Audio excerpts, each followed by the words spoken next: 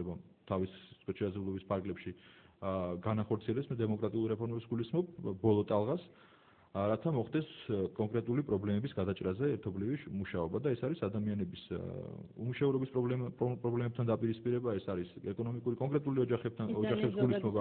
არ არის ზოგადი, შეიძლება თქვენთვის ზოგადი იყოს, მაგრამ ძალიან ბევრი ადამიანი არის კონკრეტულად დასწრებული პრობლემების წინაშე და უნდა ვიყოს მოწადინებული, რომ მათ შორის დევნილების, მათ შორის შეჭრებული ადამიანების, მათ შორის ეკონომიკურ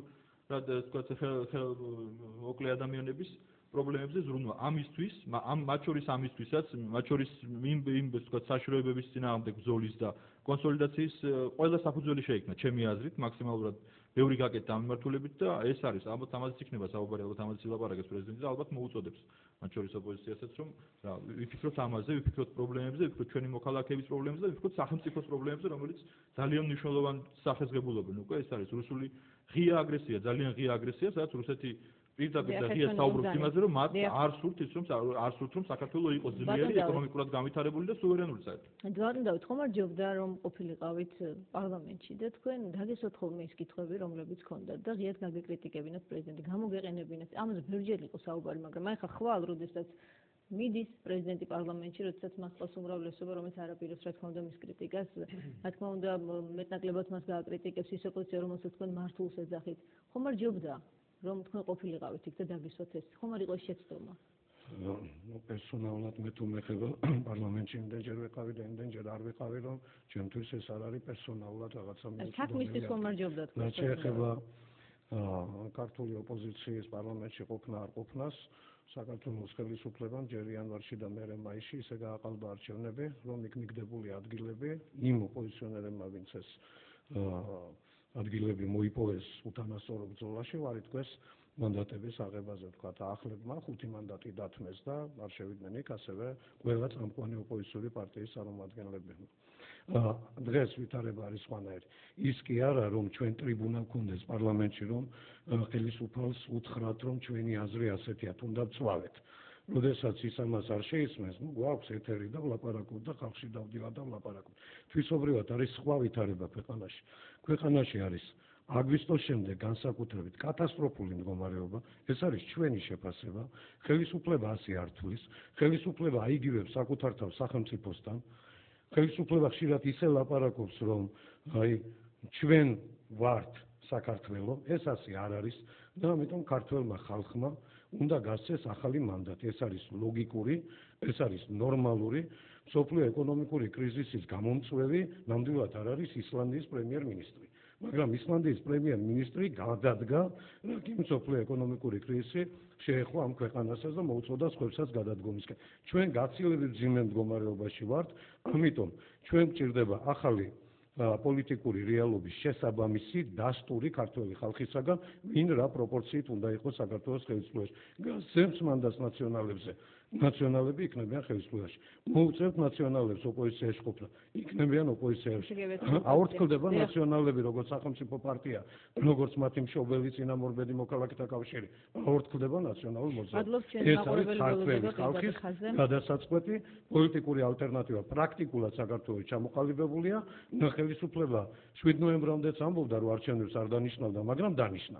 ახლაც ამბობს და მოუწევს დანიშნას. უკეთესი იქნება თუ დიალოგს ითხოვთ, არა? დიალოგის რეჟიმში მივიღოთ სასწრაფოდ ნორმალური საარჩევნო კანონმდებლობა, გავათავისუფლოთ მედია და დავნიშნოთ ეს არჩევნები და მოიპოვეთ ბატონო ახალი მანდატი თუ ამის შესაძლებლობა გექნებათ. რას ფიქრობს ჩვენი მსმენელი? დიახ, გისმენთ პირდაპირ ეთერში ხართ? გამარჯობათ. გამარჯობა. მე ბატონ ბერძენიშვილთან მაქვს შეკითხვა, თქვენ მევასტუმასთან შეკითხვა არ მაქვს, იმიტომ რომ ის არის შევარდნაძის მოქალაქეთა კავშირის ნაშიერი.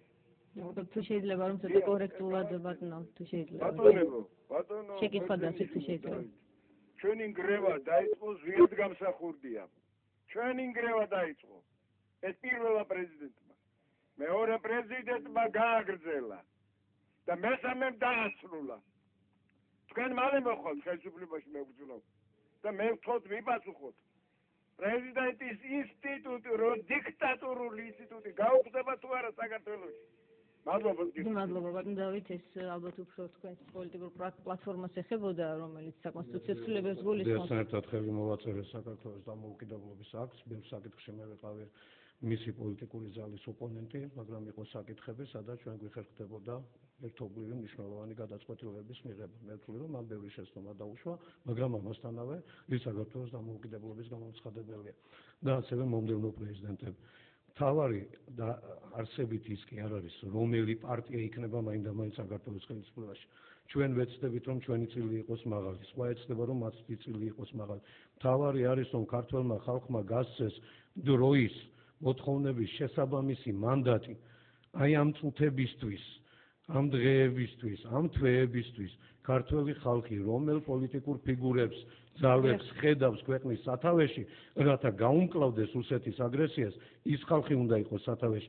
სააკაშვილი არის წარუმატებელი ხელისუფალი, დღეს რუსეთისთვის ყველაზე უფრო მისაღები ხელისუფალი საქართველოში არის უკვე დაჩაგრული სააკაშვილი, ამის მასთან მეტი გაუვა სააკაშვილი საქართველოს სუსტია, საქართველოს სააკაშვილის გარეშე იქნება უფრო ძლიერი. აი ეს არის ჩვენი თეზისი.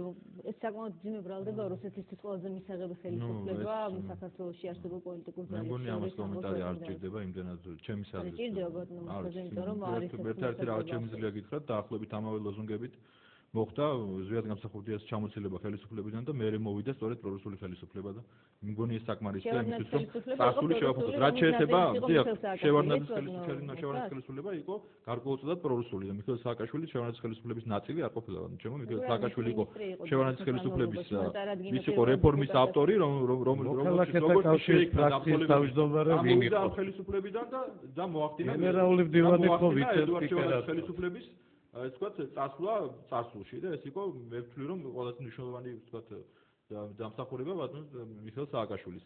რაც შეეხება ხალხის მიერ მანდატების გაცემას, მე ნაკლები ცოტა სახელმწიფო მეგულება, სადაც ამდენჯერ ამცეთ მოკლე მონაკვეთში ამდენჯერ გაეცეს ხალხს მანდატი და ჩვენ ბოლო 2 წლის განმავლობაში 4 არჩევნები ჩავატარეთ ბატონ დავით.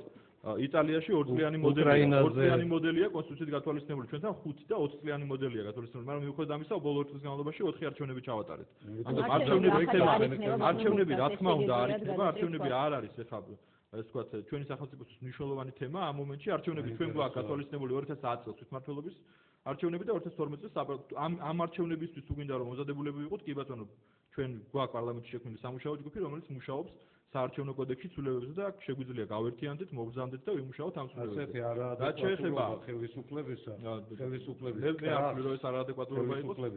მე ვთვლი რომ პირიქით ოპოზიცია არის ძალიან არაადეკვატური და იმეორებს იმ შეცდომებს, რომელიც უკვე საქართველოში მოხდა და მე მოუწოდებ ოპოზიციას, რომ ნუ გავიმეორებ წარსული შეცდომებს. მე მაქვს საუბარი განხეთქილებაზე ქვეყნის შიგნით, რაც ყოველ შემთხვევაში, რაც ყოველთვის და ხშირ შემთხვევაში, უმეტეს შემთხვევაში თავდება ხელისუფლების სახელმწიფოს კრახით, ესე ვთქვათ. თქვენს პოლიტიკურ ბიოგრაფიაზე რაიმეს უარ გვეტყოდით. ჩემ პოლიტიკური ბიოგრაფია ბატონ დავით სუგნელოვ მე გავიხილოთ, როცა ეს გადაცემა მორჩება, უბრალოდ ერთ-ერთი რაც შემიძლია თქვენს და იმ ბატონსაც უპასუხო, რომელიც დარეგა.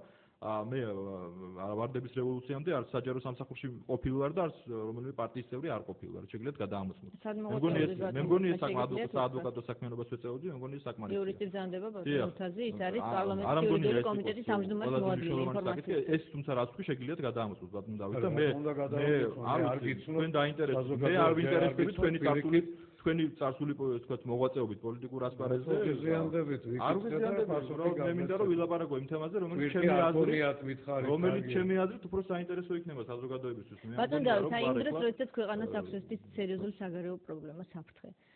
რამდენად სწორად მიგაჩნიათ მართლაც და ქვეყნის შიგნით ესეთი როდესაც ქვეყანას მართავს ხელისუფლება, რომელსაც არც ქვეყნის შიგნით ენდობა ხალხი და ქვეყნის გარეთაც მას სახელი აქვს გატეხილი, ასე დროს ასეთი ქვეყანა არის უსუსური საგარეო საფრთხის წინააღმდეგ რეალურად საბრძოლველად. უსუსურია სააკაშვილის